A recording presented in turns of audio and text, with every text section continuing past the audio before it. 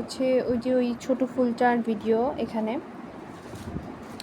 প্রথমে একটা magic ring নিতে হবে, তারপরে এইভাবে প্রথমে আমার 2টা চেন নিতে হবে, কারণ এর ভিতরে আমি হাফ ডাবল ক্রোশে করব। 2টা চেন নিলাম, নেওয়ার পর পুরো টুকুর মধ্যে আমি 8টা হাফ ডাবল ক্রোশে করব, অর্থাৎ টোটাল 9টা হাফ ডাবল ক্রোশে আমার লাগবে।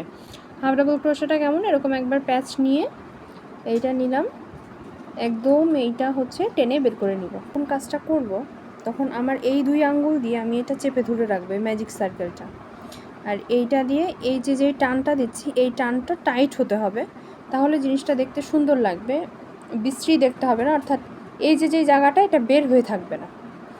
এই টানটা খুব সুন্দর টাইট রাখতে হবে, এটা খুবই খুবই খুবই গুরুত্বপূর্ণ।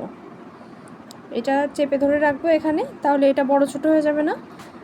আর এই যে টান, এই টানটা আমাকে টাইট রাখতে হবে, এই যে এই টানটা, এই যে টানটা দিচ্ছি না, এইটা টাইট রাখতে হবে। এটা খুব বেশি গুরুত্বপূর্ণ, এটা খেয়াল রাখলে এই যে এগুলো বিশ্রী দেখা যাবে না, মানে বের হয়ে থাকবে না এরকম। ওকে, এবার ম্যাজিক সার্কেলটা আমি হচ্ছে টেনে ছোট করে দিলাম। ছোট করে দেওয়ার পর এটা হাত দিয়ে এরকম একটু গোল করে নিতে হবে, তাহলে এই যে এই 2টা পোর্শন কাছাকাছি চলে আসবে। ওকে, এবার আমরা জয়েন দিব হচ্ছে এই যে 2টা চেন নিয়েছিলাম, সেই 2টা চেনে জয়েন না দিয়ে আমি দিব হচ্ছে প্রথম হাফ ডাবল ক্রোশের মাথায়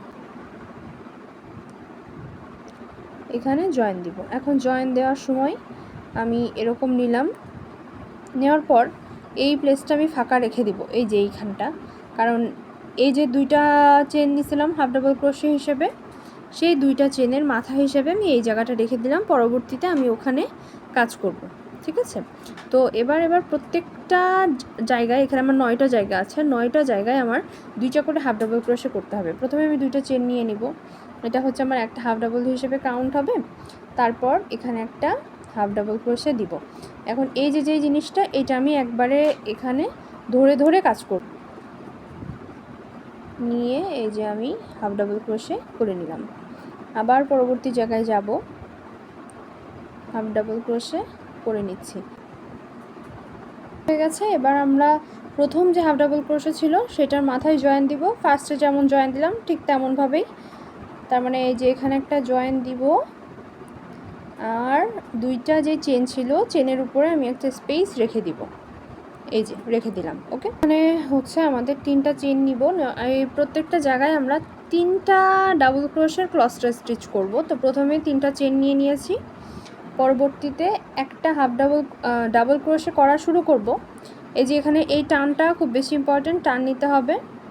নেওয়ার পরে এই যে এরকম করলাম, এই 2টো লুপ আমার হুকে থাকবে, এই 2টা আমি তো ডাবল ক্রোশে করার সময় এই 2টা লুপ নিয়ে নিই, কিন্তু এখানে করব না, না করে এটা একটু চেপে ধরে রেখে এবার আমি আর একটা ডাবল ক্রোশে এখানে নিতে যাব। যাওয়ার পর এই যে নিলাম, এবার যে 3টা লুপ আছে এর ভেতর দিয়ে একদম সুতা নিয়ে নিব, শেষ। এটাই হচ্ছে আমার ক্লস্টার স্টিচ। এখানে এবার আমি দিব 4টা চেন, 1 2 3 4, 4টা চেন দেওয়ার পর পরবর্তী স্টিচে আবার আমি 3টা ডাবল ক্রোশের ক্লস্টার করব। এটা আমি ধীরে ধীরে দেখিয়ে দিচ্ছি। একটা ডাবল ক্রোশে করা শুরু করলাম, শুরু করে ওটাকে আমি কমপ্লিট করব না, না করে এই পর্যন্ত রেখে দিব। আমার আঙ্গুলটা খেয়াল রাখতে হবে, আমি এখানে চেপে ধরে রেখেছি।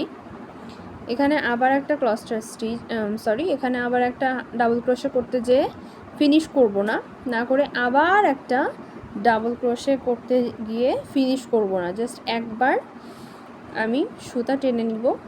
আচ্ছা, এবার আমার হুকে আছে হচ্ছে 4টা লুপ, এই 4টার মধ্যে একবারে আমি সুতা পাস করিয়ে দিব, ব্যাস শেষ। এখানে হচ্ছে আমরা 5টা করে চেইন দিব, আর চেইনগুলো একটু লুজ রাখবো। যদি আমরা লুজভাবে না নিতে পারি সেক্ষেত্রে চেপে চেপে আমি 6টা করে চেন নিতে পারবো। যদি আমরা লুজ করে সমানভাবে চেন নিতে পারি, অর্থাৎ চেনগুলার লুক সুন্দর হয়, সেক্ষেত্রে 5টা নিব। আর যদি ভালো না হয় সেক্ষেত্রে আমি একটু চেপে চেপে 6টা করে চেন নিব, দেখতে জিনিসটা এমন হবে।